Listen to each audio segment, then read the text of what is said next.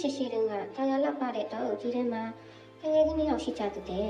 တယောက်ကတော့အကနာဝါဒနာပါတဲ့ရုံကလေး strip ဖြစ်ပြီးတော့နောက်တစ်ယောက်ကတော့တောင်တက်ရတာဝါဒနာပါတဲ့လက်ကလေး team မျိုးဖြစ်ပါတယ်ဒီနေ့မှာတော့ strip ကဒီလောကကြီးထဲမှာငါ့ကိုဘယ်သူမှမနိုင်ဘူးငါကအပြည့်အမြန်ဆုံးกว่าလို့ပြောတဲ့အဲ့ဒီတော့ထင်ကလည်းသူ့ကြောဘောအိတ်ကလေးကိုပြင်းဒါဆိုလဲခံရတာပေါ့ကွာလို့ပြောလိုက်တဲ့အစင်တင်တင်ကိုဆိုတဲ့အတန်ကြားလိုက်တာနဲ့ဆွစ်ဖာဘုံကနေပြေးသွားတဲ့သူ့ပေမဲ့တင်ကတော့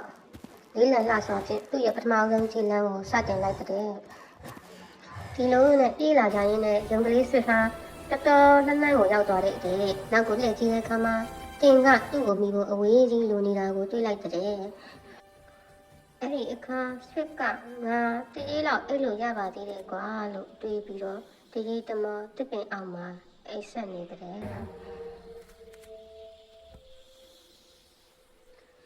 ဒီအချိန်မှာလက်ကလေးကတော့မရမနာပဲတဖြည်းဖြည်းနဲ့ဆွရှိရှိနဲ့ပန်းနိုင်ကိုရောက်အောင်သွားနေတဲ့ကွယ်ဆွစ်တယောက်အိမ်မက်လှလှမှန်နေချိန်မှာတင်ကတော့ဆက်လျှောက်နေတော့မှာပဲတလှမ်းချင်းနဲ့ပေါ့ပင်ပန်းနေပေမဲ့လည်းတင်ကလုံးဝမနာခဲ့ပါဘူးအိပ်ပြောနေတဲ့ဆွစ်ကိုသူကြော်တက်သွားခဲ့တယ်